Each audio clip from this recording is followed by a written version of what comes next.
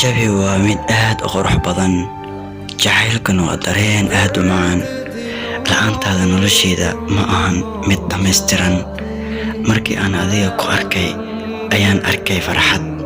Markii aad adiga ii soo dhawaatay ayay siyaaday farxadayda. Dhoolla-caddeyntaadu waxay ii tahay wehel. Waxaad tahay dareenkayga, ma tihid dhiigayga, balse waa ku danqadaa. Mana tihid wadnahayga, maxaa yeelay waxaan diyaar u ahay inaan xanuun walba kula qaybsado. Markaad faraxsan tahay ayay aan farxad ii jirtaa.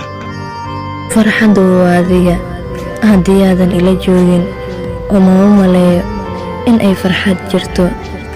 Dadku waxay dhahaan jacaylka sabab la'aanayo qalbigaada ku beermaa.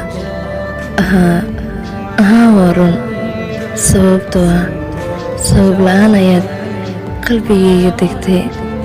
Waayo aad baan ugu farxay marka aad ku soo biirtay noloshayda.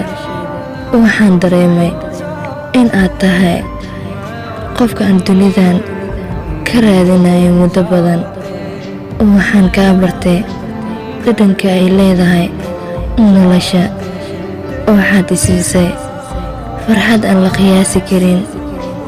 Waxaad dhammaystirtay riyadaydii qabyada ahayd. Soo ma ogid inaad tahay dhammaystirkii noloshayda, riyadii mustaqbalkayga, rajadii naftayda, farxadii qalbigayga, aragtidii indhahayga, dareenkii wadnahayga. Runtii waxaad tahay ruux aan doortay aniga, dareenkayga iyo qalbigaygu raacay. Uma maleynayo inuu jiro ruux aan adiga kugu doorsanayo intuu daa'im umay adiga igu dooro. Ma jirto meel aan kaaga durko, maxaa yeelay dareenkayga iyo daryeelkayga xaggaaga ayay jiraan.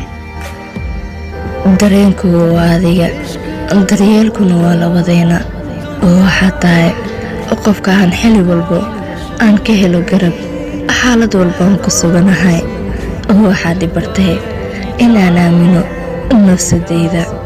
Waxaad ni tustay macaanka ay leedahay nolosha. Waxaad iga dhigtay qof wax badan ka fahmi kara wejiyada ay leedahay nolosha. Ma aqaan waxaan ku dhaho, mana aqaan waxaan kugu mahadceliyo, balse waxaad tahay adduunkayga oo dhan. Waxaan ogahay in aan helay ruuxdayda oo ah nolol. Weliba si baaliya aan u jeclaaday, waana ku jeclaan doonaa intay nafta ammaanada ay igu jirto.